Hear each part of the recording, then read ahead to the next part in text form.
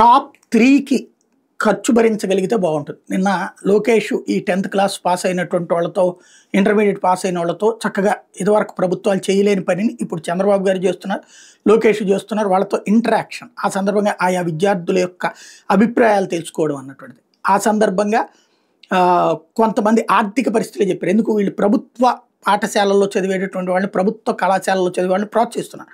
అద్భుతమైనటువంటి ఆలోచన, చాలా చక్కటి మంచి నిర్ణయం.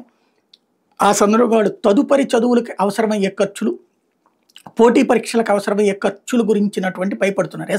మధ్యతరగతి కుటుంబాల్లో చదువులు మధ్యలోనే మానేసేటటువంటిది అందుకే, పేదరికంలో ఉన్నటువంటి వాళ్ళు ప్రారంభంలోనే మానేసేది అందుకే. అలాంటి వాళ్ళల్లో అందరికీ డబ్బులు ఖర్చు కావాలంటే ఫీజు రియంబర్స్మెంట్, విద్యాదీవెన, ఇది ఒక ఆస్పెక్ట్. రెండవది, టాప్ 3 వచ్చినటువంటి వాళ్ళు ఎవరైతే ఉంటారో ప్రభుత్వ పాఠశాలలో టాప్ 3, ఒక్కొక్క స్కూల్లో టాప్ 3 వచ్చినటువంటి వాళ్ళకి అయ్యే ఖర్చులు కనుక రాష్ట్ర ప్రభుత్వం భరించగలిగితే నెక్స్ట్ స్టెప్కి మంచి కోచింగులు అవి ఇప్పించి మరింత మంచి ఫలితాలు వస్తాయి.